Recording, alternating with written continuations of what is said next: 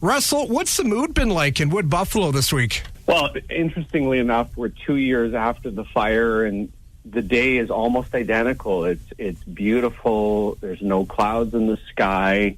And for everybody, I think today is a little different depending where you are in terms of the rebuild. And I looked up the numbers earlier this morning, and the number of people that have their homes rebuilt and they're back in them is at about 523, which is smaller than I thought it would be. It's about 20% of the 2,579 homes or living units that were destroyed. So, it depends where you are in terms of how you're feeling about everything. People suffering from like PTSD, especially if you're seeing because yesterday we were talking about them doing the testing, just to do the burn off. So that's going to cause probably panic in some people. But how are they doing on a community base? We're doing really well. The community has rebounded.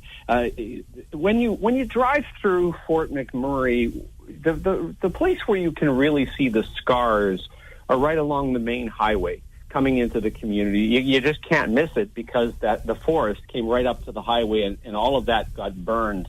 And so that's where you really see the physical impacts of the fire.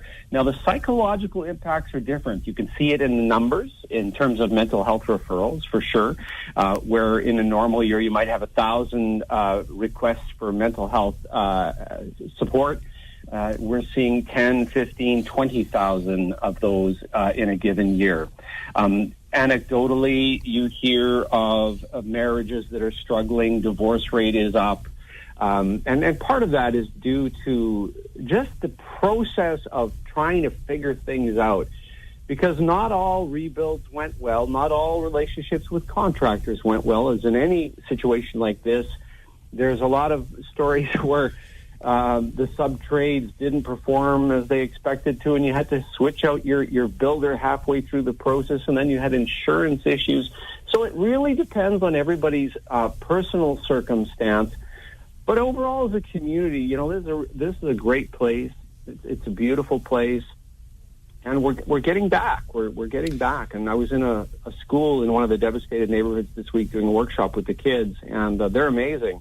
And but in that school, only a third of the kids are back. So they're at 1/3 of the population of where they were before the fire. Russel Thomas joining us from Fort McMurray this morning. Russell, share your memories of the beast and really how the community of Wood Buffalo came together. My memory, when you ask that question, is I was evacuating the southern part of the community. I had tried to get home to my family, and I couldn't because I hit the fire. And I remember seeing in the rear view mirror the fire, like it was hundreds of feet behind me, just raging. And I was right next to a tanker truck. But nobody, not a single vehicle panicked. Nobody went out of place to get in front of the other guy. We just crawled along politely. And that's the story I heard over and over again. People were very calm in terms of getting out of the community. Even those folks in, like Abasand as an example, I've heard remarkable stories of what people did to get themselves out of that neighborhood when traffic ground to a halt. And, the one lady's holding her newborn baby, and they did whatever it took to get out, and they did. Amazing stories of courage and determination and how to be safe with each other and polite to each other. I mean, the generosity of people during unbelievable circumstances was really incredible.